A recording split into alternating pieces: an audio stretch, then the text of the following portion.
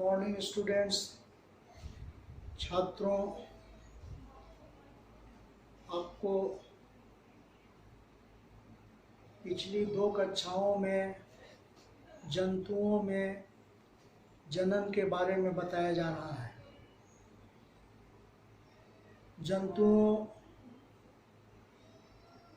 आज जंतुओं के जनन का ये चैप्टर का सबसे अंतिम पार्ट होगा। थोड़ा सा हम पीछे चलते हैं, एक बार याद को ताज़ा करते हैं। तो जंतुओं में आपको बताया गया कि जनन की 2 विधियां हैं, अलैंगिक जनन और लैंगिक जनन। अलैंगिक जनन में बताया गया था कि मुकुलन और द्विखंडन, इन 2 विधियों के द्वारा जनन होता है। हाइड्रा में मुकुलन विधि द्वारा और अमीबा में द्विखंडन विधि द्वारा अलैंगिक जनन होता है। दूसरी विधि है लैंगिक जनन।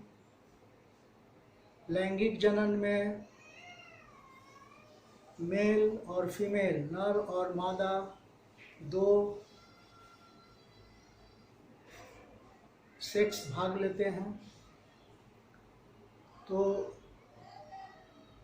आपको बताया गया था कि नर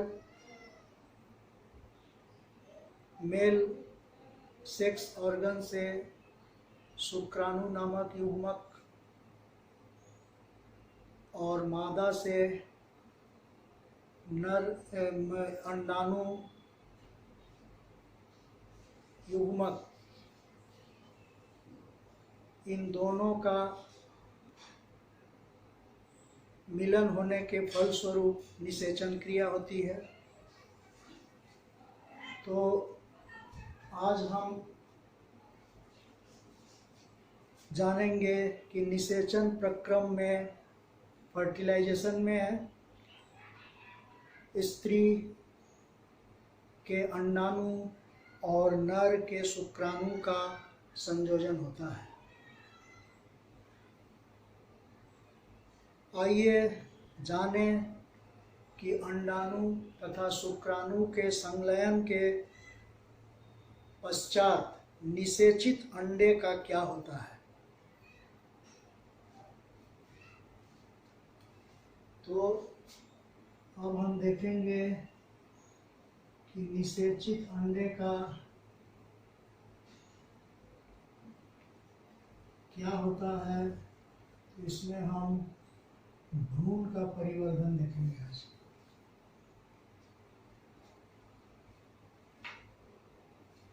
शुक्राणु और अंडाणु, इन दोनों के निषेचन, शुक्राणु और अंडाणु के निषेचन के परिणाम स्वरूप युग्मनज बनता है, जाइगोट का निर्माण होता है। यह युग्मनज वृद्धि कर भ्रूण में बदल जाता है। युग्मनज में वृद्धि होती है और ये भ्रूण में बदल जाता है। वास्तव में युग्मनज लगातार विभाजित होकर अनेक कोशिकाएं बनाती हैं। ये कोशिकाएं समूहीकृत होकर विभिन्न ऊतकों और अंगों में परिवर्तित हो जाती है। आपको बताया गया था कि जीव शरीर की सबसे छोटी इकाई कोशिका है। अनेक कोशिकाएं मिलकर ऊतक का निर्माण करती है, अनेक ऊतक मिलकर अंग और अनेक अंग मिलकर अंग तंत्र का निर्माण करते हैं। तो यहाँ भी जो युग्मनज है, ये लगातार विभाजित होकर अनेक कोशिकाएं बनाती हैं। ये कोशिकाएं समूहीकृत होकर ऊतक, विभिन्न ऊतकों में और अंगों में परिवर्धित हो जाती है। इस विकसित संरचना को भ्रूण कहते हैं।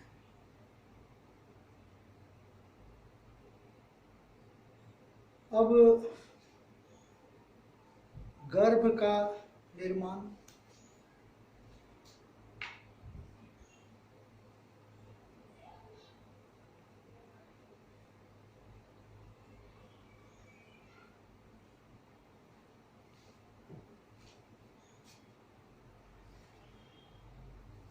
तो माँ के गर्भाशय में भ्रूण निरंतर विकसित होता रहता है। धीरे धीरे इसमें विभिन्न शारीरिक अंग जैसे हाथ, पैर, सिर, आँखें इत्यादि विकसित होते जाते हैं। भ्रूण की वह अवस्था जिसमें सभी शारीरिक भागों की पहचान हो सके गर्भ कहलाता है। इस प्रकार जब गर्भ का विकास पूर्ण हो जाता है तब नवजात शिशु का जन्म होता है। तो गर्भ का निर्माण किस तरह से हुआ? तो गर्भाशय में भ्रूण निरंतर विकसित होता रहता है। धीरे धीरे इसमें विभिन्न शारीरिक अंग, हाथ, पैर, सिर, आँखें इत्यादि विकसित होते जाते हैं। भ्रूण की वह अवस्था जिसमें सभी शारीरिक भागों की पहचान हो सके गर्भ कहलाता है। इस प्रकार जब गर्भ का विकास पूर्ण हो जाता है तो नवजात शिशु का जन्म होता है। आप जानते हैं कि एक निश्चित समय तक ये गर्भ में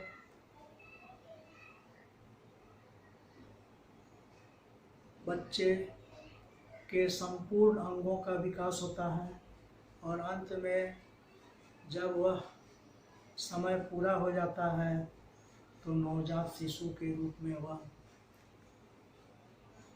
बाहर निकल आता है। अब जो शिशु है उसके विकास की प्रक्रिया शुरू होती है। शिशु तो इसमें आपको एक उदाहरण देखते होंगे आप अपने घर के अगल बगल किसी जलाशय में मेढक के अंडे से वयस्क बनने की विभिन्न अवस्थाओं को देखा होगा। मेढक अंडे देते हैं, उन अंडों से टैडपोल, मछली के पूंछ जैसा या मछली की तरह दिखने वाला टैडपोल का विकास होता है। टैडपोल विकसित होकर एक वयस्क मेढक बन जाता है। इस प्रकार टैडपोल का वयस्क मेढक बन जाना ही कायांतरण कहलाता है। छात्रों, आइए अब हम क्लोन के विषय में जानते हैं। बहुत हम लोग क्लोन की चर्चा सुनते हैं अखबार में, पत्रिका में, समाचार वगैरह में। तो ये क्लोन क्या है?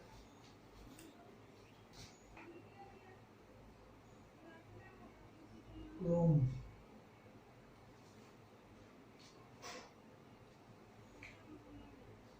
तो किसी संपूर्ण जीव को या उसके जीवित भाग को कृत्रिम रूप से मात्र एक जीव, चाहे वह नर हो या मादा हो, किसी एक जीव से विकसित करने की प्रक्रिया क्लोनिंग एवं बनने वाले जीव या उसके भाग क्लोन कहलाते हैं। ये क्लोन जिस जीव की कोशिका से तैयार किए जाते हैं उनके बिल्कुल समान गुणों वाले होते हैं। तो क्लोन किस तरह से तैयार हुआ? इसको भी आपने देखा कि किसी संपूर्ण जीव को या उसके जीवित भाग को कृत्रिम तरीके से मात्र एक जीव से विकसित करने की प्रक्रिया क्लोनिंग और बनने वाले जीव या उसके भाग क्लोन कहलाते हैं। तो सबसे पहले भेड़ का क्लोन तैयार किया गया। भेड़ के एक बिल्कुल मिलता जुलता रूप हुआ उसका क्लोन। तो इसको तैयार किया था इयान विल्मट और उसके सहयोगियों ने सबसे पहले भेड़ का क्लोन तैयार किया 5 जुलाई 1996 ईस्वी को। जिस भेड़ का नाम, जो क्लोन भेड़ तैयार हुआ, उसका नाम डॉली रखा।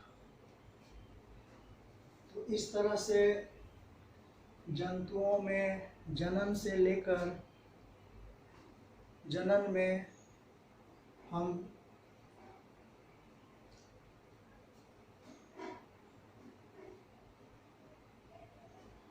उसके प्रक्रम, जनन के प्रक्रम में नर युग्मक मादा युग्मक के संलयन से बने युग्मनज और युग्मनज से फिर भ्रूण और भ्रूण से नवजात शिशु उत्पन्न होने की प्रक्रिया को देखा। अब बच्चों, क्या आप बता सकते हैं कि जो हमने पढ़ा उसमें थोड़ा सा माइंड को हम लोग फ्रेश कर लें कि आंतरिक निषेचन, आपको फर्टिलाइजेशन बताया गया था कि 2 तरह का होता है, एक आंतरिक निषेचन और दूसरा बाह्य निषेचन। तो आंतरिक निषेचन कहाँ होता है? मादा के शरीर में, मादा के शरीर के बाहर, नर के शरीर में या नर के शरीर से बाहर। आंतरिक निषेचन कहाँ होता है? आंतरिक, अंदर, नाम से ही पता चल रहा है। तो ये नर के शरीर के अंदर नहीं होता है, मादा के शरीर के अंदर होता है आंतरिक निषेचन। इसके बाद हाइड्रा में जनन की विधि है, बहुविभाजन, मुकुलन, खंडन, द्विविभाजन। हाइड्रा में किस विधि से जनन होता है? तो मुकुलन द्वारा। फिर है द्विखंडन द्वारा जनन, किसमें होता है? हाइड्रा में, पैरामीशियम में, अमीबा में, बैक्टीरिया में। तो बताए अलैंगिक जनन में, अलैंगिक जनन 2 विधियों द्वारा होता है, मुकुलन और द्विखंडन। हाइड्रा में मुकुलन द्वारा और अमीबा में द्विखंडन द्वारा। तो द्विखंडन द्वारा जनन अमीबा में होता है। मादा युग्मनज और नर युग्मनज के संयोजन की विधि कहलाती है युग्मनज, निषेचन, परागन, इनमें से कोई नहीं। तो मादा युग्मनज और नर युग्मनज के संयोजन की विधि कहलाती है क्या? युग्मनज या निषेचन या परागन, इनमें से कोई नहीं। तो निषेचन बतलाया फर्टिलाइजेशन। मादा युग्मनज और नर युग्मनज के संयोजन की विधि को निषेचन कहते हैं। एक टैडपोल जिस प्रकार द्वारा वयस्क मेढक के रूप में विकसित होता है उसे क्या कहा जाता है? निषेचन, कायांतरण, रोपण, मुकुलन। तो टैडपोल पहले मेढक अंडे देती है, फिर अंडों से मछली के आकार का टैडपोल बनता है, फिर टैडपोल वयस्क मेढक बन जाता है। तो ये अंडे से जो टैडपोल बना, फिर टैडपोल वयस्क मेढक बन गया, इसकी प्रक्रिया को हम कायांतरण कहते हैं। फिर है युग्मनज में कितने कोशिका होते हैं? 1, 2, 3, 4, तो युग्मनज में आपने देखा कि नर और मादा दो युग्मक भाग लेते हैं, तो दोनों में से एक एक कोशिकाएं आती है। तो इस तरह से इसमें दो कोशिकाएं होती हैं।